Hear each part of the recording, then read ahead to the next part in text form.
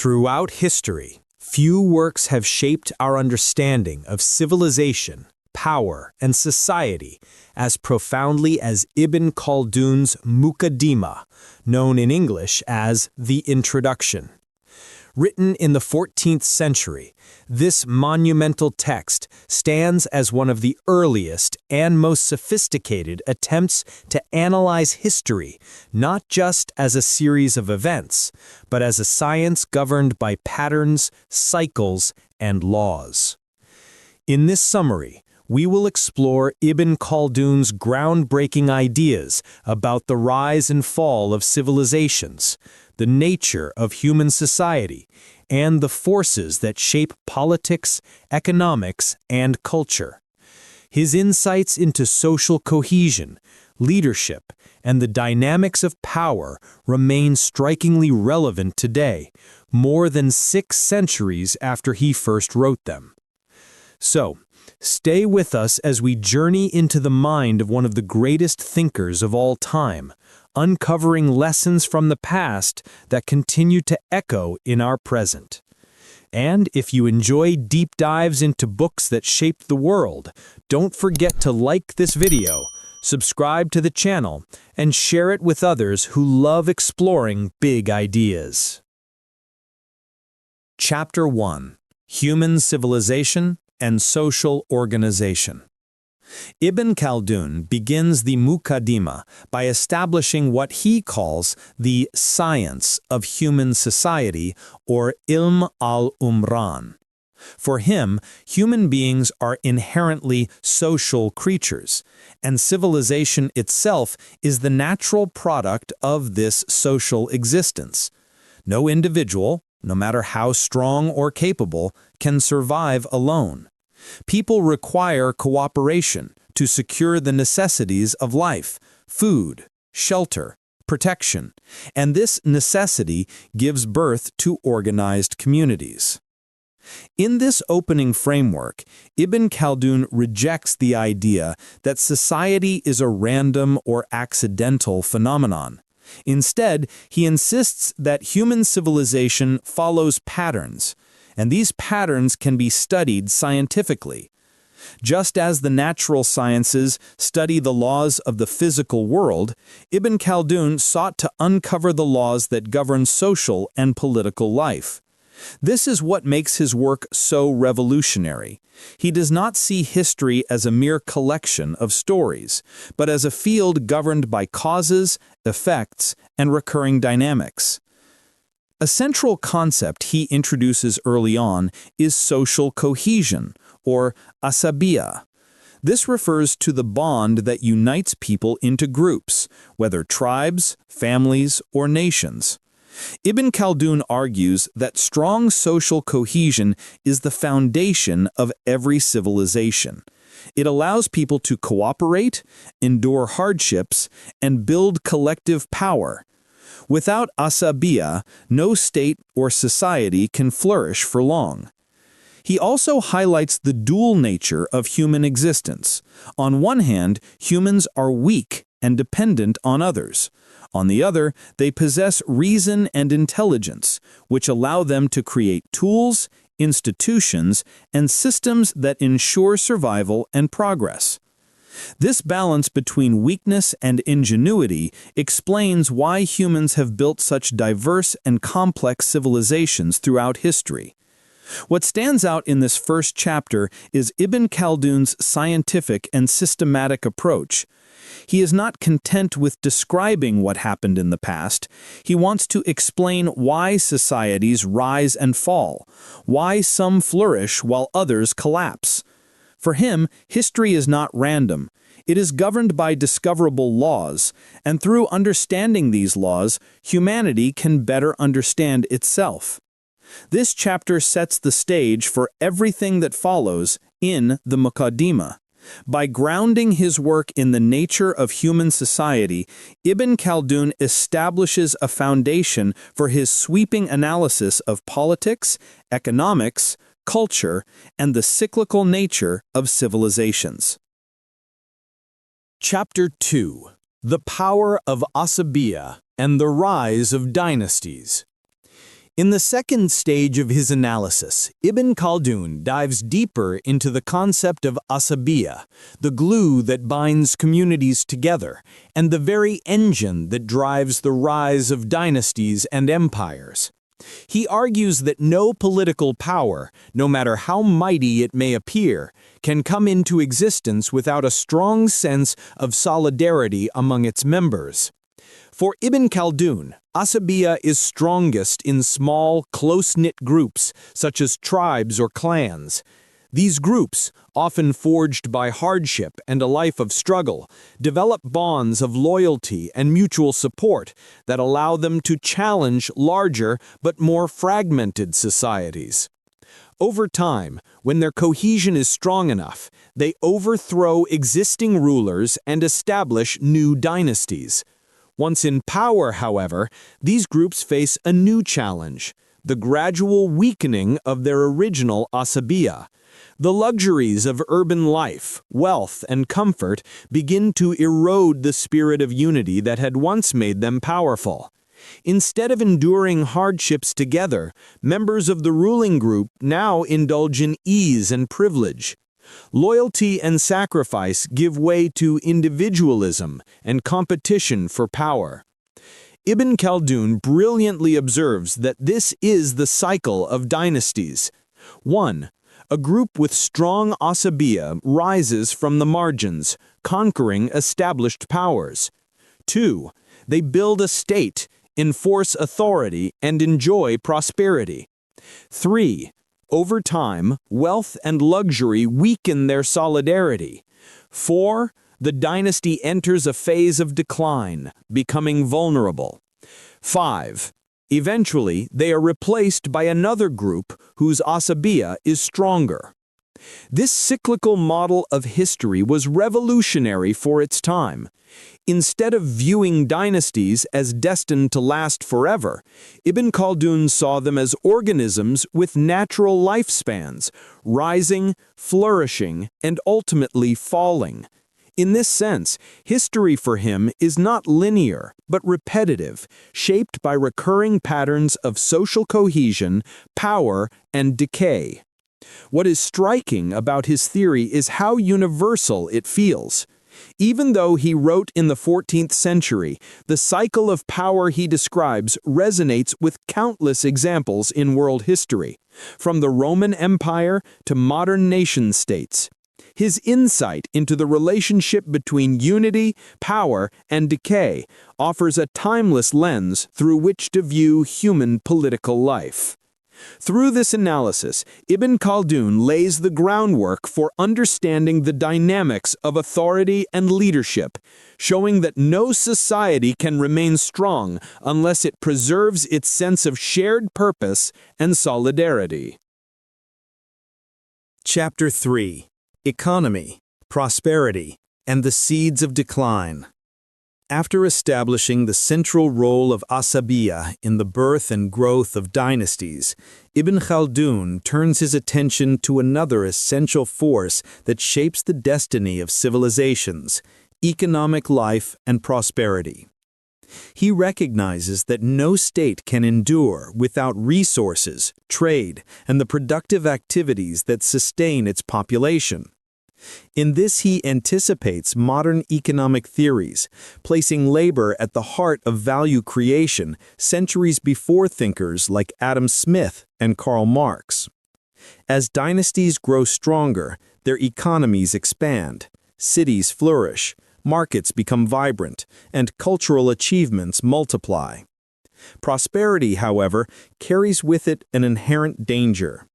Ibn Khaldun observes that when wealth becomes abundant, rulers often impose heavier taxes to sustain their expanding courts, armies, and luxurious lifestyles. This creates a paradox. In the early stages of a dynasty, taxation is light, encouraging production, trade, and prosperity. As time goes on, the ruling elite demands more revenue, raising taxes and introducing stricter controls. Instead of increasing income, this burdens the people, discourages work, and reduces economic activity. Ultimately, wealth declines, poverty spreads, and the state becomes financially unstable. This analysis is what makes Ibn Khaldun one of the earliest pioneers of economic thought. His insights into the relationship between taxation, productivity, and state power anticipate ideas later formalized in modern economics. His warning is clear. Excessive taxation and overindulgence in luxury erode the very foundations of prosperity. Ibn Khaldun also links this economic cycle back to his larger theory of dynasties. Prosperity strengthens the state in its prime, but unchecked wealth and greed plant the seeds of decay. As rulers lose touch with the hardships that once gave them strength, their reliance on exploitation accelerates decline. In this way, he presents a holistic vision of history. Politics, society, and economics are not separate spheres, but deeply interconnected. A dynasty's strength lies in balanced governance, fair taxation, and the preservation of social cohesion. Once that balance is lost, decline becomes inevitable.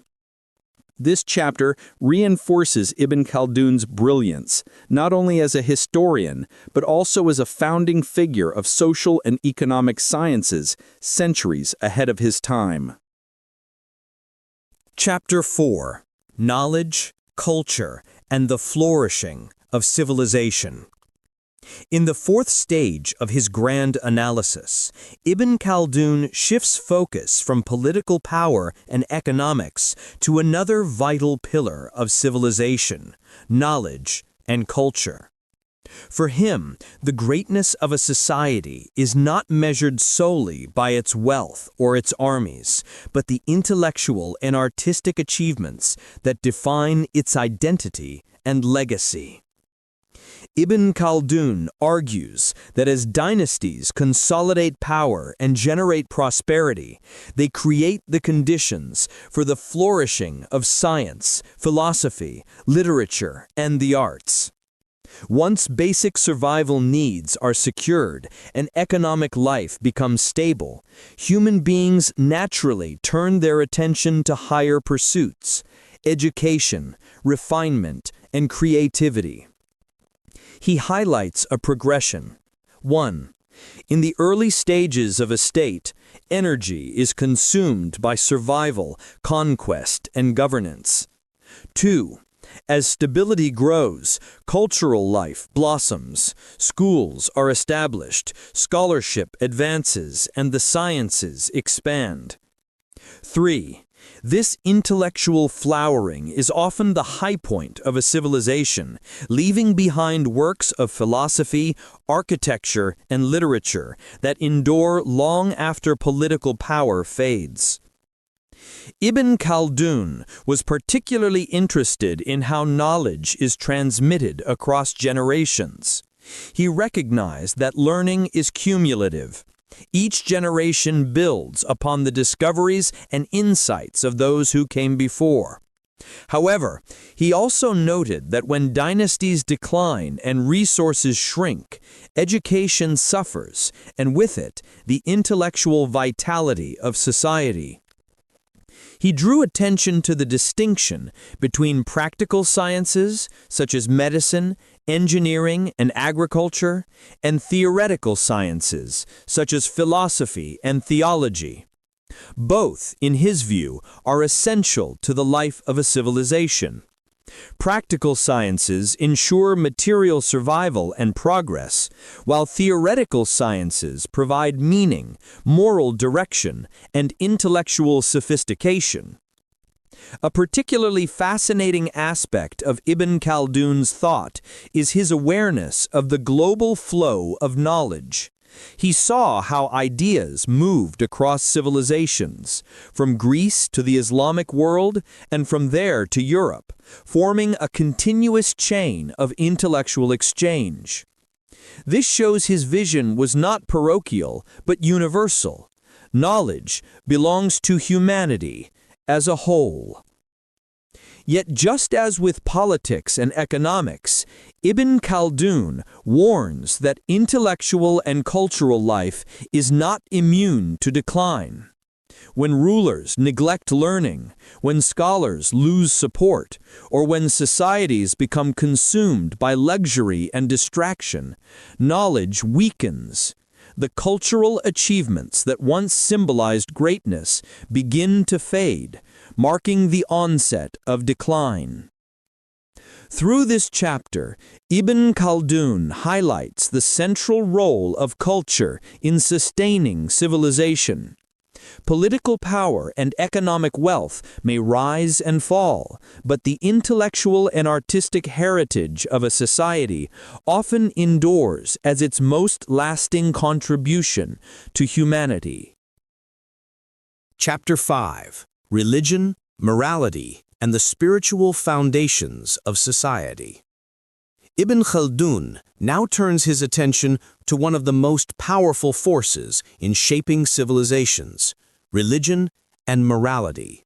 While economics and politics may provide the structure of a society, he argues that religion provides its soul. Faith, values, and moral discipline serve as a binding force that strengthens social cohesion, legitimizes authority, and sustains cultural identity. For Ibn Khaldun, religion plays several essential roles in the rise and stability of civilizations. 1. Strengthening ʿAsabiyyah through shared belief. While kinship and tribal loyalty formed the first bonds of unity, religion expands these bonds beyond blood ties. Shared faith creates solidarity across tribes, regions, and even nations.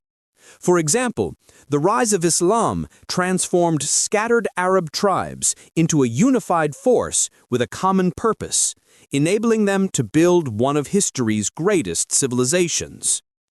2. Legitimizing authority and justice.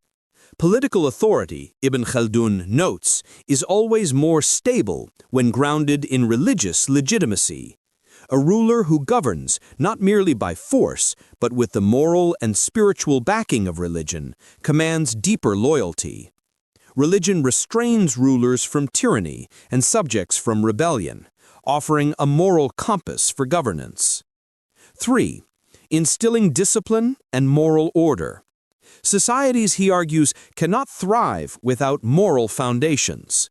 Religion provides ethical rules that regulate behavior, restrain greed, and encourage justice. Without such order, social life deteriorates into corruption, selfishness, and decay. At the same time, Ibn Khaldun is realistic. He recognizes that religion, when misused, can also become a tool for power struggles and exploitation. Religious rhetoric, he observes, is sometimes employed by ambitious groups to mobilize followers and challenge authority. Thus, while religion is a force for unity and moral strength, it can also be manipulated within the cycles of political power. He also makes a critical distinction between the early, pure stages of religious movements, marked by zeal, sacrifice, and simplicity, and the later stages, when religion becomes entangled with wealth, politics, and luxury. Just as dynasties decay when their founding values are forgotten, religious movements, too, can lose vitality when their original spirit is replaced by materialism. Through this lens, Ibn Khaldun weaves religion into his broader theory of history. Faith is not separate from politics, economics, and culture. It is deeply interconnected. Religion can elevate civilizations, giving them strength and moral direction, but it can also decline alongside them if its essence is lost. This chapter reveals Ibn Khaldun's remarkable balance between faith and realism. He neither romanticizes religion nor dismisses it. Instead, he sees it as a central, dynamic force in the life of human societies, a force that can both elevate and weaken, depending on how it is practiced and upheld. Chapter 6: The State, Authority, and the Natural Cycle of Power. In this chapter, Ibn Khaldun offers one of his most influential and enduring theories. the idea that states and dynasties follow a natural cycle of birth, growth, maturity, and decline. Just as living organisms have lifespans, he argues, so too do political powers. For Ibn Khaldun, the state, al-dawla, is the highest form of social organization. It emerges when a group with strong ʿasabiyyah consolidates its unity, asserts dominance, and establishes political authority over others. The state, therefore, is the institutionalization of power. It transforms raw group solidarity into organized governance. He describes the cycle of dynasties in stages. 1. Foundation and conquest. A new ruling group, forged by hardship and strong ʿasabiyyah, rises from the margins. With energy, discipline, and unity, they defeat older, decadent powers and establish authority. 2. Consolidation of power. The new rulers establish institutions, enforce laws, and secure loyalty. Their rule is characterized by simplicity, justice, and close connection to the people as they are still fresh from the hardships of tribal life. 3. Prosperity and expansion. The dynasty reaches its peak. Wealth flows in, cities expand, culture flourishes, and the state enjoys stability. This is the golden age of the dynasty. 4. Luxury and corruption. Over time, rulers become accustomed to ease and indulgence. Their connection to the founding values weakens. The hardships that once built unity are forgotten, replaced by extravagance, dependence on mercenaries, and excessive taxation. 5. Decline and collapse. As ʿasabiyyah dissolves and corruption spreads, the dynasty becomes weak. It can no longer defend itself or command loyalty. A new group with stronger ʿasabiyyah eventually rises to overthrow it, beginning the cycle anew. What makes this analysis remarkable is its realism. Ibn Khaldun strips away illusions of eternal power. No state, no matter how mighty, is immune to decline. Power, he insists, is not permanent. It follows natural laws, shaped by human behavior, morality, and social cohesion. He also emphasizes that states are not destroyed by external enemies alone. More often, they collapse from within, undermined by corruption, excessive luxury, unjust rule, and the erosion of solidarity. External conquest usually comes only after a state has already weakened itself internally. In this way, Ibn Khaldun presents history not as a random series of events, but as a predictable rhythm: rise, prosperity, decay, and fall. His theory has influenced countless thinkers since, from European historians of the Enlightenment to modern political scientists who study the dynamics of power. This chapter embodies his genius as the first to articulate a science of history, showing that political authority is not static, but subject to recurring patterns rooted in human nature. Chapter 7: Bedouin Life, Urban Civilization, and the Contrasts of Culture. In the final chapter of the Muqaddimah, Ibn Khaldun turns to one of his most famous and influential analyses: the distinction between Bedouin life, nomadic society, and urban life, settled civilization. For him, these two modes of existence represent not just different lifestyles, but the two fundamental stages in the evolution of human society. The strength of Bedouin life. Ibn Khaldun observes that nomadic groups, whether desert tribes, pastoralists, or frontier communities, possess a raw strength and vitality. Their lives are shaped by hardship, scarcity, and the constant need for cooperation. These conditions forge strong bonds of ʿasabiyyah, discipline, courage, and resilience. Because they live close to necessity, the Bedouins are less corrupted by luxury or complacency. They are hardy, self-reliant, and united. qualities that give them the ability to conquer and dominate more comfortable urban societies. In Ibn Khaldun's theory of history, new dynasties almost always rise from such groups. The allure and weakness of urban life. On the other hand, once these conquering groups establish cities and enjoy prosperity, they gradually transition into urban civilization. Cities become centers of wealth, trade, culture, and intellectual achievement. Yet Ibn Khaldun warns that the very comforts of urban life weaken the original toughness of the people. Luxury erodes discipline, individualism replaces solidarity, and dependence on material ease reduces resilience.